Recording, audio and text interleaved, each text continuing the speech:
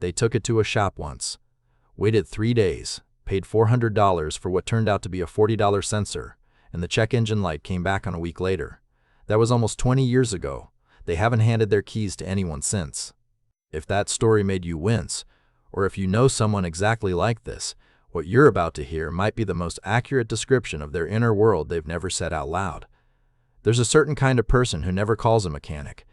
When the check engine light comes on, they don't book an appointment. They pull the code themselves, watch 4 teardown videos, and spend Saturday flat on their back in the driveway. When the transmission starts slipping, they don't ask for a quote. They order the part, find the forum thread, and figure it out. When the car isn't even the problem, when it's a job, a relationship, a plan falling apart, they run the same routine anyway. They go quiet, disappear into it, and come out the other side having handled it, alone, again.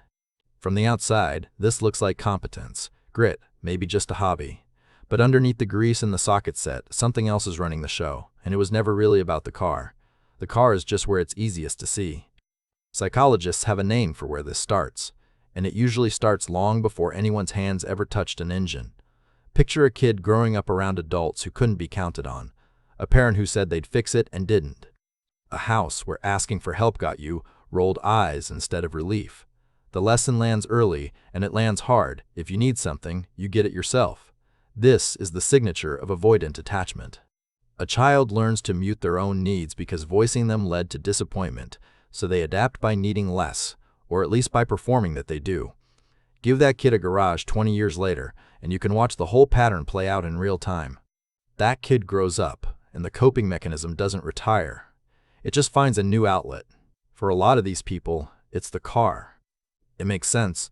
About 2 out of 3 drivers say they don't trust a shop with their vehicle, and when they explain why, the same reasons keep surfacing: feeling upsold, feeling overcharged, feeling like the diagnosis is theater. So the car becomes one more system you can't hand to anyone, one more thing you have to control end to end, and the pattern doesn't stay in the garage. It's the partner who's tired of hearing, "I've got it," the friends who stopped offering to help because the offer always got waved off. The slow, private exhaustion of being the only competent person in every room and never once getting asked, "Are you okay?" Here's what makes this so hard to untangle. The same instinct is also, genuinely, a strength.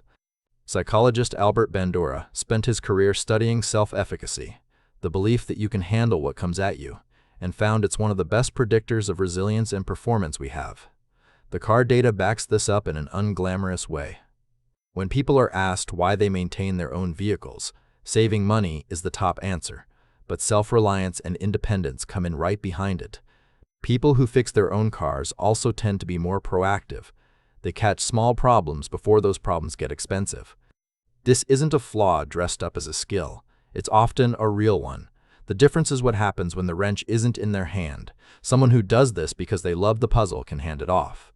They can let a friend jump in, pay a shop for a job that outmatches their garage, watch someone else do it a little worse, and feel nothing but fine. Someone who can't do that, who feels a knot the second control leaves their hands, who's still under the car at midnight fixing something that isn't broken yet, isn't just handy, they're running old software, and it's costing them a kind of rest they've never let themselves have. So what changes it?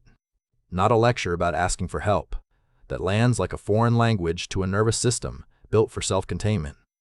What changes it is smaller, asking once, letting someone else hold the wrench, and having it actually go fine. Enough times that the old rule, "if I depend on someone I'll end up worse off," stops sounding like the truth and starts sounding like a story from a long time ago. The person who never called anyone again wasn't wrong to learn what they learned. They just never got the chance to update it. And the most capable person in the garage is sometimes the loneliest one in it, not because they can't be helped, but because nobody's shown them yet that needing something isn't the opposite of strong. It might be the bravest thing they could do.